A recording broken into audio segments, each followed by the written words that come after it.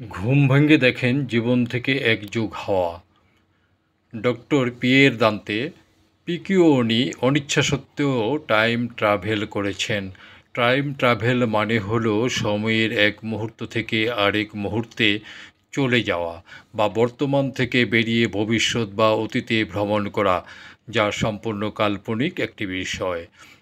Doctor Pierre দান্তের জীবনে এই time ট্রাভেলের কারণ হলো 2013 সালে একটি গাড়ি দুর্ঘটনা। ওই দুর্ঘটনায় তিনি তার মস্তিষ্কে মারাত্মক আঘাত পান এবং এতে তার স্মৃতি থেকে পুরো 12 বছর মুছে যায়।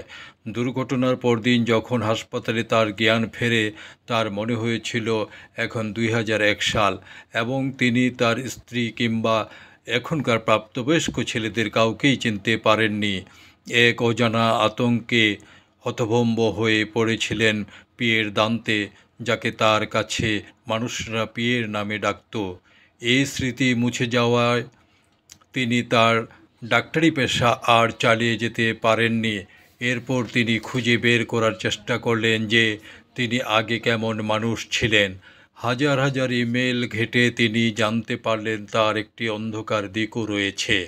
তার এই অভিজ্ঞতা এতটাই অদ্ভুত ছিল যে তার এই গল্প থেকে অনুপ্রেরণা নিয়ে ইতালিতে একটি টিভি সিরিজ নির্মাণ হয়েছে, যেখানে একজন তরুণ ডাক্তারকে গুলি করা হয় এবং পিয়েরের মতোই তার স্মৃতি থেকে 12 বছর মুছে যায়। 2013 সালের 31 মে পিয়ের জ্ঞান ফিরে পান।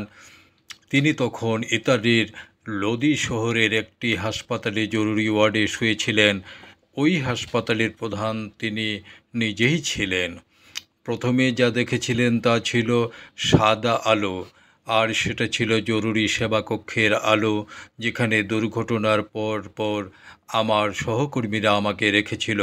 আমি প্রায় 6 ঘন্টা কোমায় ছিলাম এবং যখন আমি জেগে উঠি তখন আমি কেবল আমার সহকর্মীদের চোখ দেখতে পেলাম। যখন তারা জিজ্ঞেস করলো আজকে কত তারিখ, আমি 5-6 সেকেন্ড চিন্তা করে বললাম আজ 2001 সালের 25 অক্টোবর। তারপর তিনি দেখলেন তার এক সহকর্মী একটি আইপ্যাডে কিছু টাইপ করছে। এ ধরনের যন্ত্রের অস্তিত্ব 2001 সালে ছিলই না। সেই সময় ফোনের কাজ শুধু কল করা, টেক্সট পাঠানো আর অল্প কিছু খবর জানানোতেই সীমাবদ্ধ। কিন্তু সবচেয়ে বড় ধাক্কাটা তখনও আসেনি। তারা বলল, তুমি কি তোমার স্ত্রীকে দেখতে চাও? অবশ্যই, আমি আমার স্ত্রীকে দেখতে চাই, আমি বললাম। আমি মনে মনে আশা করেছিলাম আমার স্ত্রী এই ঘরে ঢুকবে 12 বছর আগের সেই চেহারায়। কিন্তু যিনি ঢুকলেন তিনি দেখতে আমার স্ত্রীর মতো হলেও তার মুখে অনেক বলিরেখা ছিল। এরপর পিয়েরকে তখন মানিয়ে নিতে হয় যে তার সন্তানেরা বড় হয়ে গেছে, এখন তারা প্রাপ্তবয়স্ক।